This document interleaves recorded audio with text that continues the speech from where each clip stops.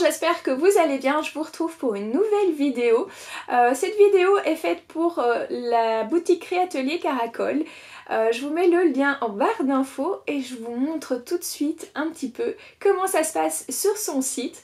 Alors vous allez découvrir la boutique qui aussi a un blog et sur le blog les créatives, moi et d'autres, hein, je dis il n'y a pas que moi.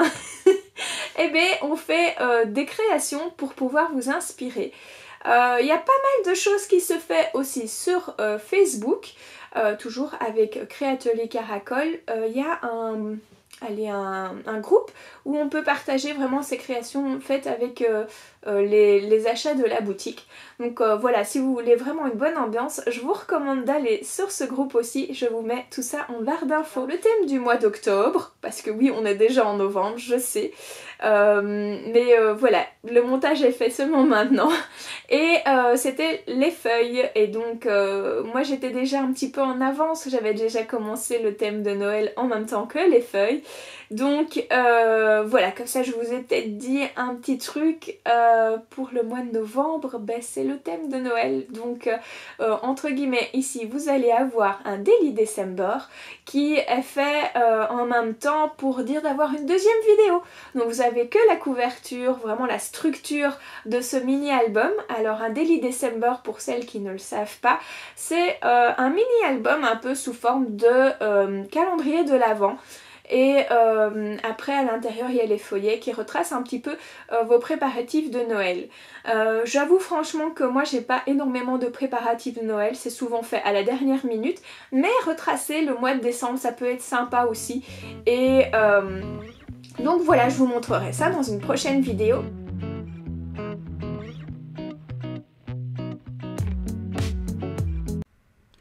Alors c'est parti pour cette structure, j'ai pris un ancrage que j'avais déjà réalisé en atelier et aussi d'une feuille blanche pour faire mes découpes, une feuille de papier rouge avec un effet pailleté qu'on ne voit pas au fait. La cartonnette c'est pour celles qui ont besoin d'avoir un effet plus cartonné, mais la feuille pailletée est déjà cartonnée à la base, donc ici je n'en ai pas rajouté. C'est une feuille qui est de 10 cm de large sur 30 cm de long. Vous pouvez faire aussi plus grand. Les dimensions ne changent rien du tout à la structure, c'est juste moi qui voulais quelque chose un peu plus petit et de plus mignon. Donc voilà, ici je l'ai collé à la colle Prit. Moi j'adore cette colle, mais il faut la laisser bien sécher pour dire de pouvoir la manipuler et qu'elle tienne bien en place. Ici je vais découper le dice. Alors ce dice c'est un dice de Florilège et c'est vrai que je trouvais qu'il collait vraiment à mon projet, comme Daily December, mais aussi comme destination pour le 25 décembre. Ça c'était aussi un tampon de Florilège que je trouvais de l'année passée et je trouvais que ça collait vraiment très bien aussi. À ça je vais mettre des petites feuilles autour, vous allez voir juste après tout mon montage. Donc oui, il y a dans la pochette vous avez destination, vous avez plusieurs petites découpes. Ici c'est la nouvelle couleur sortie d'oxyde, mais je l'ai trouvé un peu trop orangé, donc du coup je l'ai agrémenté de la Barn d'Or et du coup ça fait un bel ombrage. Alors pour continuer l'ombrage j'ai pris une autre couleur que j'ai toujours du mal à dire, les plus sombres, mais je vous mettrai en barre d'infos toutes les couleurs que j'ai utilisées, que ce soit oxyde, ink, j'ai un peu moins utilisé, et après pour mes tamponnades j'ai utilisé la Versafine fine pour les couleurs qui soient bien tranchées, un bleu vraiment très foncé comme le tampon 25 décembre. Et donc après j'ai pris les tampons clear feuillage, sont encore de Florilège, mais la petite fleur elle fait partie de Shoe and Flower, que j'aime vraiment bien leur dessin, ils sont vraiment très fins. Alors ici je vais prendre beaucoup de temps pour bien mettre mes feuillages, parce que ça va entourer la découpe du dé, donc la petite carte ATC comme ça. Et donc j'ai décidé de prendre ma planche de tamponnage pour vraiment avoir cette possibilité de bien de bien cadrer et de mettre vraiment à l'endroit que je voulais. Alors oui, parfois je rajoute aussi des autres, mais du coup je repositionne beaucoup mes éléments pour être sûre de ne pas faire une bêtise et qu'on voit les choses que je tamponne. Donc voilà, c'est minutieux, mais j'aime bien ce genre de choses à faire. C'est ça qui fait toute la différence. Je sais que juste une feuille différente ne va rien changer à ma création, mais ça met un petit peu plus de profondeur.